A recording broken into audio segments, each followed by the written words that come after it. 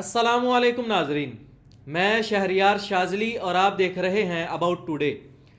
حکومت اور اپوزیشن دونوں کا مذاکرات کی جانب جھکاؤ، سردار ایاز صادق اور شیر افضل مروت کے اہم بیانات اور سابق وزیر اعظم شاہد خاقان عباسی کا بڑا دعویٰ۔ یہ خبریں ہیں جن پر نظر ڈالیں گے، تجزیہ بھی کریں گے، کچھ اور بھی خبریں ہیں، لیکن اس سے پہلے آپ سے ریکویسٹ ہے کہ ہمارے چینل کو لائک اور سبسکرائب ضرور کیجیے گا اور بیل آئیکن کو پریس کرنا مت بھولیے گا تاکہ ہماری ڈیلی اپڈیٹس آپ تک پہنچتی رہیں۔ ناظرین، حکومت اور اپوزیشن یعنی کہ پاکستان تحریک انصاف کے درمیان مذاکرات کی باتیں کئی دنوں سے چل رہی تھی۔ عمران خان صاحب نے سول نافرمانی کا اعلان کیا، اس کے ساتھ ہی مذاکراتی کمیٹی کا اعلان کر دیا اور عمران خان نے سول نافرمانی کی کال بھی واپس لے لی، جس کے بعد ہم نے آپ کو بتایا تھا کہ یہ بات کسی نہ کسی طرح سے اب کوئی مطلب نکلے گا، اس کا کوئی نتیجہ نکلے گا کہ عمران خان نے کتنی بڑی کال دی اور اس کو وڈرا جو کیا عمران خان نے، تو وہ کوئی نہ کوئی وجہ اس کے پیچھے ہوگی۔ یہ ہم نے آپ کو خبر دی تھی اور وہ بات اب سچ ثابت ہوئی ہے، کیونکہ پچھلے ایک ہفتے سے خبریں تو گردش کر رہی تھی، مذاکرات ہو رہے ہیں، کبھی پاکستان تحریک انصاف اس کا انکار کر دیتی تھی، کبھی حکومت تردید کر دیتی تھی، لیکن مذاکرات چل رہے تھے یا نہیں چل رہے تھے۔ پہلے یہ کہا گیا کہ سردار ایاز صادق سے اسد قیصر کی ملاقات ہوئی، کوئی مذاکرات کا معاملہ ہو سکتا ہے۔ پھر جناب اسد قیصر نے اسمبلی میں آ کر برملا جو ہے مذاکرات کی نفی کی اور حکومت کو لتاڑ بھی دیا، جس سے مذاکرات کے تمام دعوے دھرے کے دھرے رہ گئے۔ لیکن اب جناب جو ایک بڑی خبر آئی ہے، وہ جو بڑا بیان آیا ہے سردار ایاز صادق کی جانب سے، انہوں نے آج ایک اہم بیان دیا اور کہا کہ میرا گھر اور میرا دفتر مذاکرات کے لیے حاضر ہے۔ جی ناظرین، سردار ایاز صادق پاکستان مسلم لیگ نون کے سینئر رہنما اور اسپیکر قومی اسمبلی، انہوں نے یہ بیان دیا، یہ بڑا بیان تھا کہ جی میرا گھر اور میرا دفتر جو ہے مذاکرات کے لیے تیار ہے۔ اگر کوئی چاہتا ہے کہ مذاکرات کرنے ہیں، اگر حکومت چاہتی ہے کہ پاکستان تحریک انصاف سے مذاکرات کیے جائیں، اگر پاکستان تحریک انصاف چاہتی ہے کہ حکومت سے مذاکرات کی جائیں، تو میں اس کے لیے تیار ہوں۔ ناظرین، اس تمام سینیریو میں سب سے زیادہ خوش جو ہے وہ مجھے لگتا ہے کہ حکومت ہوگی، پاکستان مسلم لیگ نون ہوگی، کیونکہ کچھ عرصہ پہلے تک پاکستان مسلم لیگ نون کو پاکستان تحریک انصاف کی جانب سے کوئی گھاس نہیں ڈالا جا رہا تھا۔ یعنی کہ عمران خان صاحب اسٹریٹ فارورڈ یہ کہتے تھے کہ بھائی مذاکرات صرف اداروں سے ہوں گے، جو مقتدرہ ہیں ان سے ہوں گے، جن کے پاس اتھارٹیز ہیں صرف ان سے مذاکرات ہوں گے، اور شہباز شریف صاحب کو لالی پاپ پکڑا دیا جاتا تھا کہ بھئی آپ سے ہم نے کوئی بات نہیں کرنی۔ حالانکہ حکومت کے سربراہ جو ہیں وہ شہباز شریف صاحب ہیں، اور بظاہر پوری دنیا کو یہ پتہ ہے کہ شہباز شریف ہماری حکومت کے سربراہ ہیں، لیکن عمران خان صاحب انہیں کوئی گھاس نہیں ڈالتے تھے۔ جبکہ اب جو ہے مجھے لگتا ہے کہ حکومت نے بھی تھوڑی سی تیزی دکھائی ہے، پاکستان مسلم لیگ نون نے، اور اپنے آپ کو انوالو کرنے کی کوشش کی ہے سب معاملے میں۔ تو جس کے بعد آج ایاز صادق صاحب نے کہا، اور پھر رانا ثناء اللہ صاحب کا یہ بیان آیا تھا کہ مذاکرات کے لیے تیار ہیں، جس کے بعد انتہائی اہم خبر، حکومت نے یہ کہا ہے کہ مذاکرات اس صورت میں شروع ہوں گے کہ ہمیں یہ شورٹی دی جائے کہ عمران خان صاحب مذاکرات کے ذریعے جو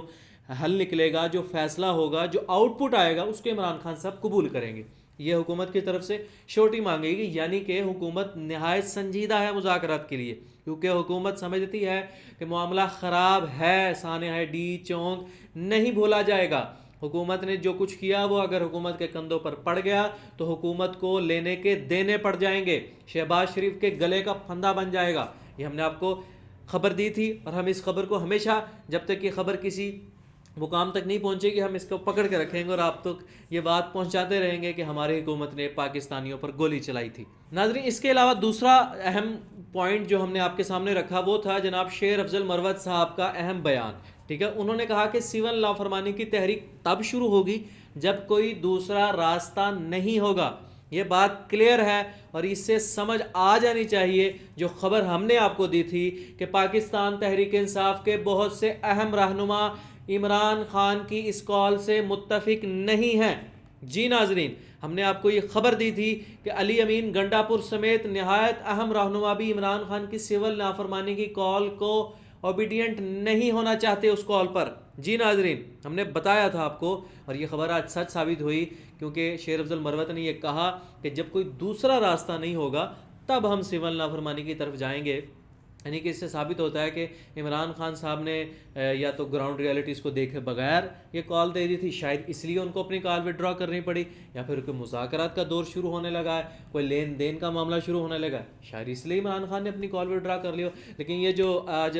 شیر افضل مروت صاحب نے بیان دیا، اس سے تو یہ سمجھ آتا ہے کہ پاکستان تحریک انصاف کے کافی رہنما جو تھے وہ اس کال کے حق میں نہیں تھے، اور وہ یہ کہتے تھے کہ یہ کال سود مند ثابت نہیں ہوگی۔ ڈی چونک کی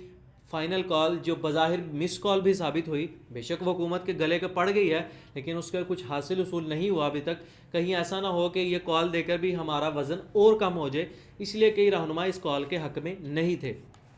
شیر افضل مروت صاحب نے کہا جی کہ اگر ادارے چاہتے ہیں کہ ان کے ساتھ بات بڑھائی جائے تو وہ جن لوگوں کا خون انہوں نے بہایا ان کا خون بہا ادا کریں، ان سے معافی مانگیں، پھر ہم معاملات کو آگے لے کر چلیں گے۔ اس کے علاوہ ناظرین، شاہد خاقان عباسی سینئر پاکستان مسلم لیگ نون کے سینئر رہنما تھے اور پاکستان کے سابق وزیر اعظم بھی رہے ہیں۔ شاہد خاقان عباسی نواز شریف سے راہ جدا کر لی ہیں۔ ان کا ایک نہایت اہم بیان جو ہے وہ ہمارے سامنے آیا فیصل آباد ڈسٹرکٹ بار میں۔ انہوں نے بیان دیتے ہوئے یہ کہا، انہوں نے 26ویں آئینی ترمیم پر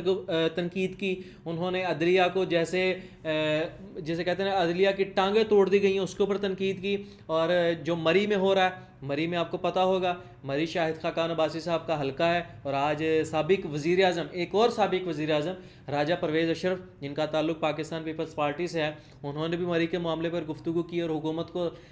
جسے کہتے ہیں نا کہ کافی سخت انداز میں مخاطب کیا۔ حکومت نے جو پنجاب حکومت نے مری میں جو دفعہ 144 نافذ کی ہوئی ہے اور مری کے جو معاملات ہیں وہاں پر ان سے سورٹ آؤٹ نہیں ہو رہے۔ شاہد خاقان عباسی صاحب نے آج ڈسٹرکٹ بار میں گفتگو کرتے ہوئے کہا، مشرقی پاکستان کے مینڈیٹ کا احترام نہیں کیا اور ملک آدھا ہو گیا۔ مجھے الیکشن سے قبل ہی معلوم تھا کہ الیکشن کو کیسے پری پلان کیا جا رہا ہے اور الیکشن کا رزلٹ چوری ہوگا، اس لیے میں نے الیکشن میں حصہ نہیں لیا۔ انہوں نے کہا جس ملک میں الیکشن چوری ہوں، عوام کی رائے کا احترام نہ ہو، ملک ترقی نہیں کرتا۔ ملک کی تمام خرابیوں کی وجہ صرف الیکشن چوری ہے۔ سابق وزیر اعظم شاہد خاقان عباسی نے یہ بھی کہا کہ 26ویں آئینی ترمیم کے بعد ججز کی تعیناتی کو انتظامیہ کے تابع کر دیا گیا ہے۔ ناظرین، یہاں پر ایک بات میں ایڈ کرنا چاہ رہا ہوں، شاہد خاقان عباسی صاحب نے ثانیہ ڈی چوک کو بھی بڑا کنڈیم کیا اور وہ پاکستان تحریک انصاف کے حق میں بھی کسی نہ کسی طرح سے بول رہے ہیں۔ بے شک وہ کنڈیم کرتے رہتے ہیں کہ جی آج پاکستان تحریک انصاف کے ساتھ جو ہو رہا ہے وہ ہمارے ساتھ انہوں نے کیا تھا، وہ تب بھی اداروں نے کیا تھا، اب بھی ادارے کر رہے ہیں، تو لیکن پھر بھی پاکستان تحریک انصاف کی طرف سے وہ نرم گوشے کا اظہار کرتے ہیں۔ تو مجھے ایسا لگتا ہے شاہد خاقان عباسی صاحب پرانے سیاستدان بھی ہیں اور تجربہ بھی ان کا یقینی طور پر ہے، ٹھیک ہے، اور وزیر اعظم کی پوسٹ پر بھی رہے ہیں، 40 سال ہو گئے ان کو سیاست کرتے ہوئے، ان کے والد سیاست کرتے رہے ہیں۔ تو مجھے لگتا ہے وہ کوئی ایسا نرم گوشے کا اظہار کر کے پاکستان تحریک انصاف کی سمپتھی گین کرنا چاہ رہے ہیں، کیونکہ ان کو پتہ ہے کہ پاکستان مسلم لیگ نون کے ساتھ ان کی راہ جدا ہیں، پیپلز پارٹی کے ساتھ انہوں نے کچھ کرنا نہیں ہے۔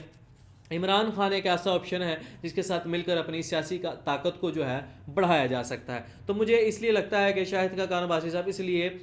جو دیگر کئی مواقع پر جو ہے پاکستان تحریک انصاف کے حق میں بولتے رہے۔ اگر دیکھا جائے پاکستان تحریک انصاف کے حق میں بولنا دراصل حق کے لیے بولنا ہے۔ اگر شہداء ڈی چونک کے لیے آپ نے آواز اٹھانی تو آپ عمران خان کے لیے آواز نہیں اٹھا رہے، آپ پاکستانیوں کے لیے آواز اٹھا رہے ہیں۔ ناظرین، اس کے علاوہ یونان کشتی حادثہ جو ہوا اس میں تقریباً اب تک جو اطلاع آئی ہے اس میں 40 پاکستانی جو ہے اپنی جان گنوا بیٹھے ہیں،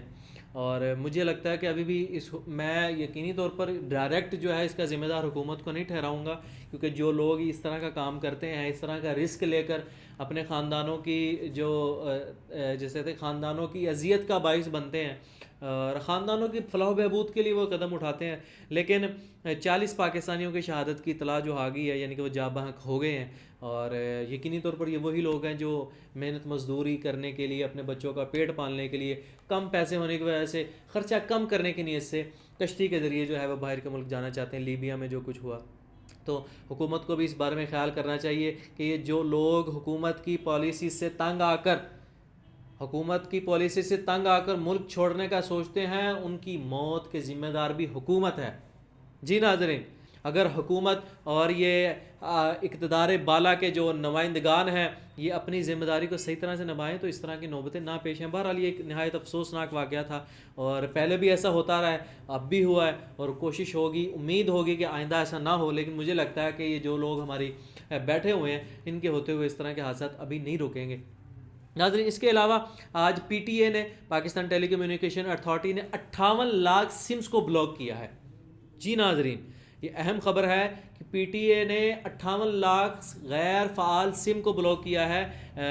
پی ٹی اے نے جو ہے پاکستان کے مختلف شہروں میں 40 چھاپے مارے، جس میں غیر قانونی جو ویریفیکیشن ڈیوائسز ہیں ان کو پکڑا گیا، کچھ مشتبہ لوگوں کو پکڑا گیا، جس کے بعد جو ہے پاکستان ٹیلی کمیونیکیشن اتھارٹی نے 58 لاکھ سمز کو جو ہے وہ بند کر دیا ہے۔ ناظرین یہ خبر تھی۔ اس کے علاوہ آج اسٹاک ایکسچینج نے میں گراوٹ دیکھی گئی اور 100 انڈیکس میں تقریباً 3700 پوائنٹس کی کمی ہوئی اور 100 انڈیکس جو ہے وہ 11,000 سم تھنگ کے پوائنٹ پر بند ہوا۔ آج جو ہے کاروبار میں مندی دیکھی گئی ہے اور دیکھتے ہیں یہ مندی آگے چلتی ہے یا نہیں چلتی، اور کیونکہ پچھلے حکومت نے اسٹاک ایکسچینج کو مینٹین تو کیا ہوا ہے، اتنا تو ہم کہہ سکتے ہیں،